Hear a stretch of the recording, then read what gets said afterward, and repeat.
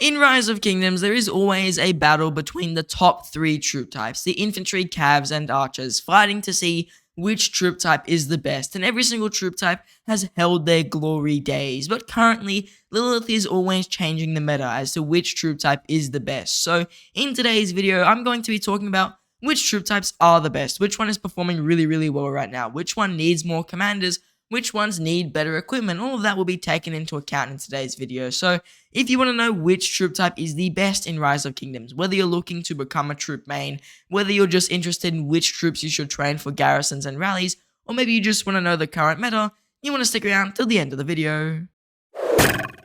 Now let's start off today's video by discussing something that is always the most valuable thing between any troop type, and that is which commanders are their current best. Because when we look at troop types, if you've got really good commanders, you're going to be in a really good position, because good commanders mean you're doing well against the meta, which means that troop type is probably going to be the current meta. So I will discuss the top 3 marchers for every single troop type, and we'll start off by ranking them in order. And coming in last place, the weakest 3 marchers in my opinion currently, are the archer marchers. I hate to say it, as an archer main myself, archers are not in a very good position. When we look at the top 3 notable, in my opinion, it's a Boudica Prime with an Artemisia, a Nebu with a YSG, and a Henry with a Dual Lang. And out of those 6 commanders, we have 5 that have an issue. And we'll start off with the Nebu YSG march. And the really simple issue with this march is, it's just outdated. The march is very squishy, the damage is good, it's just way too squishy. If my Nebu ever gets hit, it's a negative trade. If my Nebu takes too much AoE, it's a negative trade. If I don't attack enough people with my Nebu, it's a negative trade. If I even get looked at funny, it's a negative trade. If I walk out my city, it's usually a negative trade. So Nebuchadnezzar, unless you can get lucky and people pretty much ignore him, is going to get a very bad trade, especially if a Nevsky hits him, especially if a Hao Bing hits him. Even if some modern infantry commanders hit a Nebuchadnezzar on a YSG, the march is just losing in the trade regardless. So that's one big issue with Nebu and YSG. Just straight out the bat, they are very squishy, and they're both very outdated. Nebu is like almost 2 to 3 years old now. YSG is almost older than me, so I don't know what we're going to do with these 2 commanders in the future, but really, if I had the option to replace them, I would be looking to replace my Nebu. Maybe not my YSG, he can work behind some tanky primary commanders, but my Nebu especially, I'd be looking to replace. And even my Cyrus, I'm probably looking to replace in the future. So Nebu, especially Nebu with YSG, is just not performing really well at the moment. And another issue with the march, it's really heavy in on skill damage. And if we see more smite damage commanders like YSG will lose value, because skill damage is the main thing for archers. So if we see smite damage archer commanders, it will limit where a commander like YSG can go, which will make him a fairly bad investment. So that is one thing with this march I'm not a big fan of. YSG, very skill damage oriented. Nebu, way too outdated. So because there's no other better options, it's one of the 3 marches you have to run, and it's just not that good compared to the other troop types. The next issue with archers is that Artemisia is also fairly outdated, but the commander that has more issues than Artemisia in the Boudica Artemisia combo is Boudica herself. I know that sounds a little bit insane. Why am I saying Boudica has an issue in the current meta? Well, it's because the one thing in her kit that brings her a ton of value is her skill damage taken increased debuff. And one issue with that is if we see a smite meta once again, a commander like Boudica Prime could be losing a lot of value. And we've even seen that she's not doing maybe the hottest against the current infantry meta. Yes, she is beating the infantry meta marches, but she is not doing amazing. And compared to how she was doing against something like a Guan Sepia when she first came out, not even close anymore. So Boudica, she's not starting to become outdated, but she is struggling against the current infantry meta because they just have so many things that make them quite powerful. And because Boudica has a massive skill damage taken reduction and other things related to skill damage, she's not even set up in a very good way to attack this infantry meta. And because she's meant to counter infantry, that's just not a good thing. You want her to be countering those infantry marches really well, and if she isn't, that's just going to be bad for the current archer notable. So Boudica, not in the best position, and the reason that affects Artemisia is because Artemisia only works with Boudica Prime. Like, you can put her with a Manature, you can put her with maybe a Tamiris, but those marches really suck compared to meta marches right now. So if Boudica loses value, Artemisia's value drops even more. So that is definitely an issue with that march, and because Boudica is so oriented on taking less skill damage and dealing more skill damage, a smite meta could be devastating to her, which just is bad for the archer notable. And then the issue with Henry is that he's also really invested on skill damage. His basically active skill, the only reason he's really good for that active skill is because of the skill damage taken reduction. That is really good. Just if we had no smite damage commanders, it would be an amazing thing, and it was an amazing thing. But now with smite damage commanders, he struggles against them because one of his biggest things, this skill damage taken reduction, is literally useless against him. If you're running a Gorgo Lao Che, Henry's skill damage taken reduction is just literally a joke. So that is definitely a current issue with the Archer meta. They're really, really oriented on skill damage, and the infantry they want to counter, two of the commanders are really oriented on smite damage, which just ignores all the skill damage. So Archer's not in the hottest position right now because of that, and I think that the main reason this is the case is because A, they're behind a commander cycle, and B, infantry just threw a whole wrench in the works of which commanders counter which, because it is really, really interesting to see how the smite damage is affecting everything, and archers are probably one of the most affected troop types. So for archers right now, they literally just have the worst 3 marches. There's no way about it. Compared to the other troops, they are technically the weakest. Now, coming in at rank 2 for the best 3 marches, we have the cavalry units, and really simply with Cavs, I think that it is a little bit difficult to rank them because they've got really, really good 2 marches. When you look at a 2 march Cav mutable, it's amazing. But when we go out of the 2 marches, there's a few ways you can go and it becomes a little bit more shaky. And really simply with the Cav 3 march mutable, I would personally run a Hao Bing with a Joan, Nevsky with a William. Keep in mind, you could swap William with Hao Bing and Joan with Nevsky. And then for your 3rd march, you could run a Zhang Yu with a Justinian, a Zhang Yu with a Chandragupta. Any of those options are decent, but they aren't the most amazing. And that's the biggest issue with the Cav mutable. They've got 2 really, really solid marches. A Hao Bing with a William or a Joan is just very powerful. And Nevsky with a William or a Joan is just very powerful. But then your 3rd march is where it becomes a little bit more shaky, a little bit more like, oh, they're not that amazing in that 3rd march. Justinian is a decent open field commander, but he's not the best, and for that fact, you don't really want to run him on the open field, but he's almost essential if you want the best 3 marches, and then you're going to put him with like a Zhang Yu, who's yes, good, but he's very, very squishy. He's almost the same issue with Nebu, due to the fact that he is an older commander, he's way too squishy on the open field, he does have those issues in his kit. Obviously, he is better than Nebu, which is why Cavs get that rank 2 spot, but just keep in mind that 3rd march for cavalry is going to be the weaker march because Nevsky with a William is a really, really powerful march. There's AoE on it, there's lots of stats, there's buffs. Now with Nevsky, we do have one issue, it's a very small issue. He has a bit of skill damage in his kit on his 4th skill, but I think Cavs won't be getting a smite damage thing because infantry are meant to counter Cavs. So I wouldn't see Cavs getting smite damage in the future. So that's why I'm not too fussed about Cavs having skill damage because Hao being the newest Cav commander, they gave him a ton of skill damage, and for that fact, I don't think they plan on removing a ton of skill damage, basically bonuses from Cavs. I think Cavs will stay as a skill damage troop. Archers are just in that weird in-between stable. We don't really know where they're going to go. So for that fact, I don't mind giving these cavalry commanders more skill damage. It's perfectly fine. So that's why 3 of the basically 6 commanders are really, really skill damage oriented, and it's still not a bad thing compared to the archer commanders. So Cavs are just in a better position than archers, plus they've got that march speed bonus. So Cavs really, really good right now. They're a very, very solid troop. The only issue I have with them is that 3rd march is going to be a little bit weaker than other troop types. Now, coming in at rank 1 for the troop types, we have the infantry murder ball, and you might be surprised how did infantry go from like rank 0 last time all the way up to rank 1 on their commander ranking, and really simply it's because Lao Che and Gorgo are just 2 really strong commanders. It's a really, really good thing because they are just that powerful, and because of that fact, they just work together and they fill in a 3rd slot march. A Lao Che with a Gorgo, really, really powerful march. That's going to be one of your 3 marches. Sargon with a Tariq, in my opinion, a really, really good 2nd march.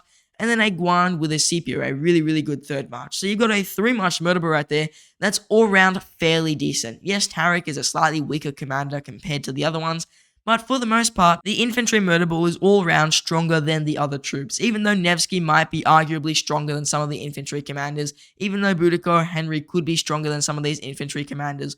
All round currently, the infantry murder ball is just stronger. When we look at it, it's all round got more stats, it's got more damage, it's got a fair amount of AoE. It's just a very powerful all round murder ball, and it's a really strong thing at the moment. And the thing is, it also has smite damage, which is like the newest mechanic into the game. It's crazy how good smite damage is, and for that fact, they're at a really good position as well. And Lao Che, his expertise, has an extra normal attack, which is again a very, very good thing to have. So when we look at the infantry murder ball, it's in a really good position. They got the best debuff in the game being Guan Yu. They got Scipio's AoE, they got Guan's AoE obviously, they got Lao Che's AoE, they got Sargon's crazy good debuff, they got Gorgo's really amazing synergy with Lao Che. Like the list just goes on and on with what this infantry murder ball can do. And with the previous meta being cavalry, we know the infantry are going to be somewhat countering that previous meta. So they're in that position to counter their current meta. They're doing well against Cavs. Yes, they are somewhat losing to archers, but even then, Lao Che and Gorgo can hold their own against some archer marchers. So for the most part, infantry are in a really good position in terms of commanders. They have arguably the best commanders in the game right now, and for that reason, they take rank 1 by quite a bit because they've got a really solid all-round 3 marchers, whereas Cavs have a really good 2 marchers, but they're struggling on that third, and then the archer murderball is just all over the place. I don't really know what to say about them. Yes, it's strong, but it's not in the best position. So I think the best order for this is infantry rank 1, Cavs rank 2, and then archers rank 3 based on their commanders. Now, the next thing to take into account for troop type is what are their extra miscellaneous buffs are they getting? Because when you look at troop types, if they really benefit from specific buffs, they are going to get an advantage. And the first thing is their civilization. And really simply, archers benefit the most from the civilization because the Ottoman Empire is just absolutely insane. You get 5% archer health, you get a special archer unit, you get march speed, and you get active skill damage. All of that in one civilization. It's literally the pinnacle of an open field fighting civilization. You cannot get better. So archers, civilization-wise, biggest advantage by far and away, and that's going to give them some adjustment points, because if you can run the civilization in combat, it improves your trade by like 2,000-3,000 7 wounds, because it is literally just that good. So the Ottoman Empire takes rank 1 for the best civilization, really fast as well. Infantry take rank 2 on civilization because the hospital healing speed is better than the Byzantium, probably the best Cav civilization, because Byzantium is hospital capacity. So for the most part, France is definitely a rank 2 civilization, but Ottoman Empire is like a landslide in a way, rank 1, because it is literally just that good. So Ottomans take rank 1, infantry take rank 2, and Cavs take rank 3 on this civilization list. In terms of commander accessibility and commander price, archers are going to take rank 1 there because 3 of their basically 6 commanders are available inside of the legendary chest. Nebuchadnezzar, Artemisia, and actually YSG isn't, but he's a really early game commander, so he's very accessible. And for that fact, archers are really easily available. You can get them pretty much anywhere, and that is a really good thing. And then coming in at rank 2, we got the Cavs, because you can buy Zhang Yu and William in the legendary chest and also the daily special offer. And then rank 3 for commander accessibility, we have infantry, because Guan Yu is in the legendary chest, but none of the other infantry commanders are actually available in that way. So for that reason, infantry can be a little bit more difficult to access, especially if you didn't get Lao Che for free, and Gorgo being the newest garrison commander obviously is very difficult to access. So right now, infantry are the least accessible commanders, especially Gorgo and especially Tarek, but for the most part, archers and Cavs are fairly accessible, especially archers with so many of their commanders being quite old. They're pretty easy to access, and even YSG's got a museum relic, which is definitely an advantage, because no other basically marchers get that access to an early game commander who can kind of integrate into the late game and give him a museum relic. So archers have a very good accessibility point, and also are really good in terms of museum relics and extra buffs they get. So I think all round for the miscellaneous buff section, things that these commanders and troops benefit from, archers take rank 1, they've got the best civilization, they're really accessible right now, and you can also just use the museum relic on YSG, which is just a straight up bonus. Cavalry take rank 2 with the really accessible commanders, and then infantry take rank 3, with the only good thing about them really being that middle of the pack civilization being the France. So infantry have a good civilization, but their commanders are quite hard to access right now, especially Gorgo. So if you want to be an infantry main, you may have to wait quite a while to fully access Gorgo, which is not a very good thing. And with infantry, it can be hard to integrate some of those early game commanders into the late game, because Cavs can bring in Minamoto, and that would be fine. Infantry, you can bring in Alex, but it's a really late season to unlock, which is not a very good thing. So infantry definitely struggle on that commander accessibility, which is why they probably come in rank 3 for those miscellaneous buffs, rather than coming in at rank 1 or rank 2. Now, the next thing to discuss for the 3 main troop types is their equipment, because obviously equipment does matter for these troops, and I think really simply for equipment, just coming in at rank 3, I'm just going to throw it out there, infantry, because no matter what infantry equipment you pick, it's always going to be fairly bad, due to the fact that infantry have no health equipment at all. It's all attack and it's all defense. Even their main set doesn't give health inside of the troop bonus. So when we look at the infantry equipment, it's just rubbish. So infantry just by far and away take rank 3 on the equipment, because their equipment is just horrible right now. It's just not in a very good position. We may see this change with the whole equipment upgrading system. Maybe they add some health to infantry equipment. I wouldn't be too surprised if they do. But for the most part, infantry equipment, not the very best right now, and I would rather go with some other troop types because they have more valuable pieces. And then coming in at rank 2 for equipment, we got the Dragon Breath set, the Archer set. The Archer set gets rank 2 because it's got one very valuable piece, being the Dragon Breath chestplate, because it's got 11% health and they also do get a health bonus at 6 pieces. Thing is though, 6 pieces is an expensive set, so most players can't really access that. That's why it doesn't really get a massive bonus on the list. If this was like a 2-piece set bonus or a 4-piece set bonus, that would be really, really good. But for the most part, it's a 6-piece set bonus that's really difficult to access. And archer equipment, yes, all round it's solid, but it's got a fair amount of attack. And the only good piece that's guaranteed value is that chest plate, which is not very good. If we're looking at early game equipment though, just one thing I thought I would mention, archers do take rank 1 there because their early game equipment is really good. Between flame treads and between having the only early game equipment set, archers are easily rank 1 there. But for the late game especially, archer equipment does not seem as powerful as cav equipment, but infantry is still definitely the worst. Then obviously coming in at rank 1, we've got the cav equipment. They've got 2 really good pieces, being the chestplate having 11% health and the boots having 7.5% health, and because boots are cheaper to craft, that is a good thing. Plus keep in mind the cav equipment at 2 pieces gives you more health, so cav equipment is in a really good position in terms of how much health you are going to get for such a low investment. Just getting the 2 health pieces, you're going to get a grand total of like 23.5%, 24.5% health, which is really good. So when we look at the cav equipment, it's just all around the best, and it's got a decent amount of defense as well between the helmet, and then it's got attack on the weapon and also the legs with defense on the gloves. So it's an even mixture of stats with really easy to access health at just 2 pieces. So cav equipment takes rank 1, archers at rank 2, and then infantry coming in at last. Now the last thing I'd like to take into account with these troop types is which one you should be training, and the best way to know which one to train is which one is the current meta for rally and garrison, because if one troop type is absolute rally and garrison meta, you're going to want to train the most of that troop for your KVK, but if another troop type is the absolute rally or garrison meta, you're going to want to train that troop instead. So with the absolute rally garrison meta, I think it's split between the two fairly equally, between rally and garrison meta, but really simply coming in at last place in terms of rally garrison meta, we have archers again, because archers, yes, they have very good rallies between Henry, between Boudica, between Zuge, but their rallies are squishy, and for the most part, if you're going to run them, you're taking severely wounded units more than you're going to take dead, so you don't have to train as many archers. That's my experience. I don't kill many archers unless I'm swarming flags. Most people only rally archers when you've got full field control, so you're going to get a good trade, you don't take as many deads, and for that fact, archers are probably the worst in terms of rally, and their garrison meta is not the best either, because Ditto, yes, she's a really good garrison commander, but with the current rally meta probably being calves, and I'll get to that soon, she is struggling a little bit. So when we look at Ditto, when we look at archers, they're good and all for rally and garrison. They're definitely not bad by any means, but they are not your first pick when you train troops, because you don't need as many of them, because you're not going to be killing as many of them in a typical KVK situation, because the archer rally gets swarmed down or trades very well, and then the garrison just gets annihilated by Justinian and Nevsky, so most people just don't run it. So for archers, you probably don't even need to train that many, maybe just train a few 100,000 per KVK and you would be perfectly fine. Coming in at rank 2, we've got the cavalry units, and the reason the Cavs take rank 2 and not rank 1 is because they've got the meta rally. The current meta rally is probably the Justinian with the Nevsky. It trades really well against pretty much any garrison in the game besides the Gorgo garrisons, but for the most part,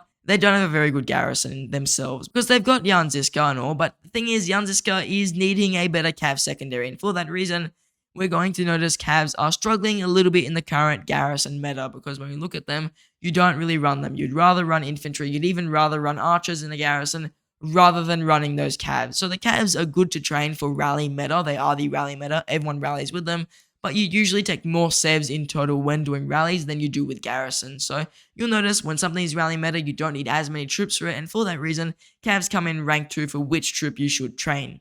Then coming in at rank 1 for the proper meta in the whole entire game, I think infantry take a respectable rank 1 here, because they are the garrison meta. With Gorgo being garrison meta, you're going to need to train a lot of troops, since garrisons mainly only take deads, and for that reason, you will need a lot of infantry. And because Gorgo's garrison meta, and because a Tarek with a Sargon rally or a Tarek with a Pakal rally is still used in larger KVKs, especially when you are getting swarmed down a lot, you're going to need a lot of infantry. So for the most part, infantry are probably going to be the troop which you need to train the most of. So now that we've looked at all 3 troop types, their commanders, their civilizations and miscellaneous buffs, their commander accessibility, which troop types the current garrison meta, literally pretty much everything you could think about with those troop types, even their equipment, which 3 troops do I think are the best in order? And really simply coming in last place, I think we have the archer troops. I love archers. Obviously my channel being Archer Syndicate, I use archers a lot.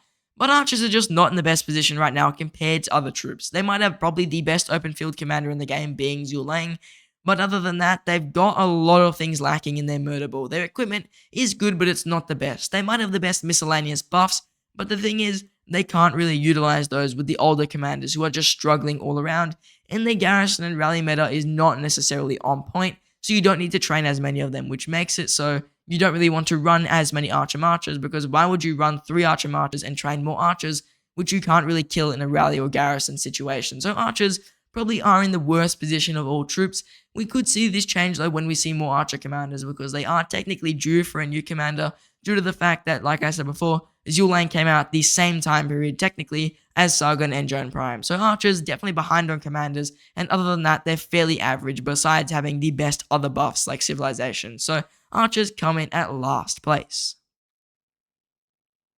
Coming in at second place, I would give it to the cavalry units. Their murder ball is solid, they've got that 1 extra march, and also when you look at cav equipment, it's probably the best in the game, but they struggle on the miscellaneous buffs, and in terms of rally and garrison meta, they definitely are not there. So cavalry units, I would say, come in a respectable rank 2. They are really, really good, probably close for that rank 1 position, but for the most part, I think Cavs are just not over that line yet for me to say they are in the rank 1 position. They used to be until we saw more infantry commanders, but now that we've seen more infantry, we're seeing them counter the cavalry a lot better, and for that fact, Cavs can't run around as dominant. And because archers are not the meta at all, we're going to notice Cavs aren't going to get as many kills, because it's just going to be Cavs versus Cavs, or Cavs versus infantry, where they will get a worse trade. So overall, cavalry will bring in that rank 2 position, because the last rank is archers, they can't counter them as well, and for that fact, they're going to struggle to get extra kills on the open field, because yes, archers still exist, but the current 2 best troop types are quite clearly the cavalry and the infantry,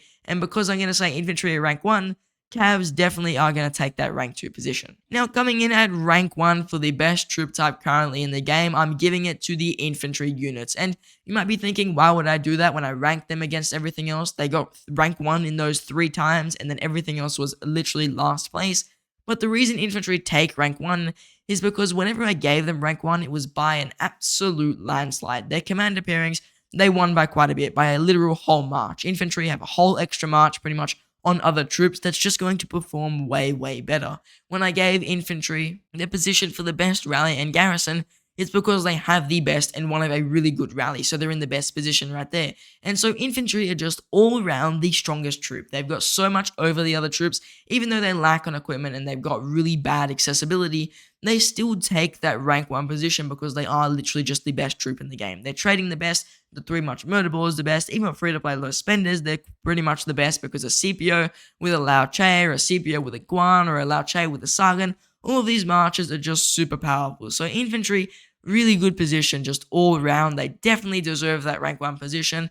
And yes, Cavs might be a close second, maybe even arguably a good first, but I just think that infantry are a little bit more deserving of it, especially in the current meta. Being able to counter those Cavs who don't have as much value because of the lack of archers, or the lessening of archers on the open field due to archers becoming weaker, we're going to notice infantry will hold that position at rank 1 for quite a while. Unless we see an extremely crazy dominant archer meta, we're probably going to see infantry sitting at the rank 1 position for quite some time. So infantry take rank 1 for the best troop type in the whole of Rise of Kingdoms. So now that you've made it to the end of today's video, I want to thank everybody watching extremely personally, because we made it to 3,000 subscribers, and when I think of 3,000, you might think of YouTubers like Mr. Beast, who have like 200 million subscribers, but you know what? When I think of 3,000 people sitting inside of a hall, maybe listening to me talk, even if it's just all of you in your bedroom, or maybe inside of your living room, or wherever you are, if I picked you all up and put you inside one room, you wouldn't fit. It would be absolutely insane to try and fit 3,000 people into that room. So